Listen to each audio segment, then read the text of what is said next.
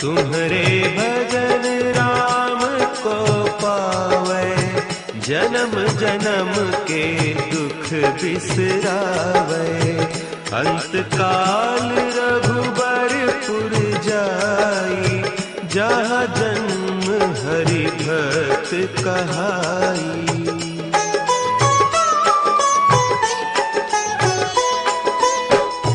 नमस्कार, मैं हूं देवदत्त पटनायक। हनुमान चालीसा देवदत्त के साथ में आपका स्वागत है। इस शो में हम हर रोज हनुमान चालीसा की एक चौपाई या एक दोहे को समझने की कोशिश करते हैं। आपको आसान भाषा में हनुमान चालीसा समझाने की कोशिश करते हैं।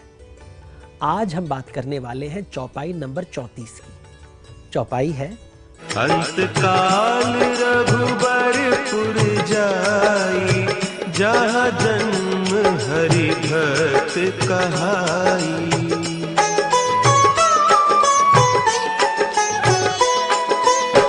पिछले एपिसोड में हमने 33 नंबर चौपाई के ऊपर ध्यान दिया और वहाँ पे जन्म जन्म शब्द आता है, मतलब पुनर्जन्म की बात होती है। और ये 34 नंबर जो चौपाई है, यहाँ पे अंत काल शब्द आता है।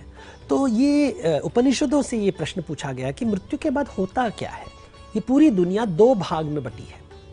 एक भाग कहता है कि एक ही जीवन है और इसी जीवन में जो होना है होता है।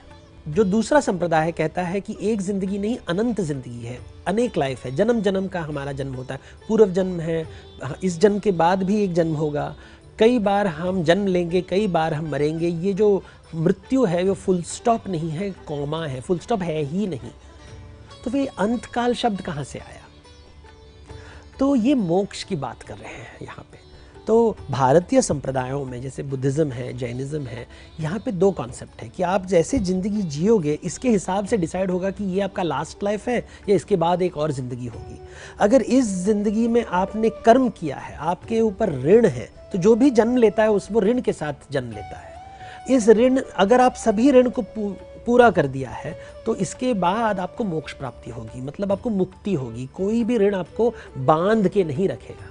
लेकिन अगर आपने ऐसा कार्य किया है, आपने अहंकार से काम किया है, तो फिर आप में ऋण रहेगा, आप वापस जन्म लोगे। तो ये उपनिषद में नचिकेत और यमराज के बीच में जब डायलॉग होता है तो वो कहता है कि चॉइस तो तुम्हारे हाथ में। एक नचिकेत जो एक बालक है, वो यमराज से पूछता है कि मुझे बताइए, एक जिंदगी है अनेक। और यमराज कहते हैं कि देखिए, ये जो बात है तुम्हारे ऊपर निर्भर है। अगर तुमने अपनी ज़िंदगी आत्मज्ञान से जिया है तो ये एक ही ज़िंदगी है। अगर तुमने अपने जीवन में अहंकार का साथ दिया है, आत्मज्ञान नहीं प्राप्त की है, तो ये एक ज़िंदगी के बाद दूसरा life, third life, fourth life चलता रहेगा, प्रसंग चलेगा जैसे एक चक्र की भांति। तो तुम्हें डिसाइड करना है कि ये वन लाइफ है या मेनी लाइफ है। तो ये उपनिषदों में ये बात है और यही बात आप हनुमान चालीसा में सुनते हैं। तो जब हम हनुमान चालीसा तो 400-500 साल पुराना है और उपनिषद 2-3 हज़ार साल पुराना है। यही जो सनातन का ज्ञान है वो अलग अलग भाषाओं में आता है। संस्कृत में आता है, प्राकृत में आता है, पाली में आता है, अर्धमगधी में आता है, हिंदी में आता है, अवधी में आता है, भोजपुरी में आता है, उड़िया में आता है, बंगाली। हर भाषा में जितने भी चालीसा हैं, जितने भी पाठ हैं, जितने भी भजन हैं आरती में, यहाँ पे ये एक ज्ञान कंटिन्यूअसली आता रहेगा, वो है आत्मज्ञान। कि अगर हम अहंकार को पकड़ के रहेंगे तो पुनर्जन्म होगा। अगर हम आत्मज्ञान प्राप्त करेंगे तो ये अंतकाल में हम मोक्ष प्राप्त करेंगे। अभी मोक्ष प्राप्ति को पौराणिक कथाओं में कहा गया है कि आप कहाँ जाओगे, ये मोक्ष का मतलब हम कहाँ जाएंगे। तो जैन लोग हैं, कहेंगे सिद्ध लोग जाएंगे। बुद्ध कहेंगे कि सुखावती की प्राप्ति होगी। वेदों में कहेंगे स्वर्ग की प्राप्ति होगी। पुराणों में कहेंगे कि अगर आप विष्णु के भक्त हो तो वैकुंठ जाएंगे, अगर आप कृष्ण के भक्त हो तो गोलोक जाएंगे, अगर आप राम के भक्त हो तो रघुबीरपुर जाएंगे। तो रघुबीरपुर का मतलब है साकेत। ये एक अयोध्या, अलौकिक अयोध्या है जहाँ पे राम हमेशा राज्य करते हैं और यहाँ पे जो भी आएंगे वो है हरि भक्त। हरि मतलब विष्णु जी, मतलब राम, मतलब कृष्ण। ये शब्द हरि है और हनुमान जी को जो रुद्र अवतार है हर के साथ जोड़ा गया है, शिव जी के साथ जोड़ा गया है।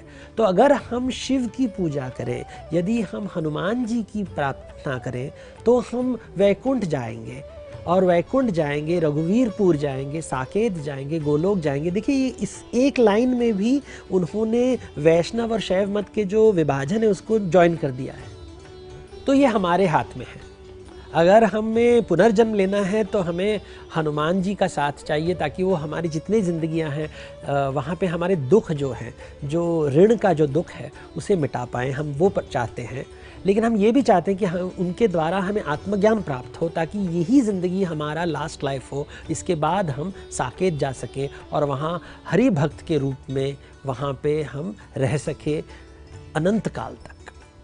आज हमने आपको चौपाई नंबर 34 को सरल भाषा में समझाने की कोशिश की।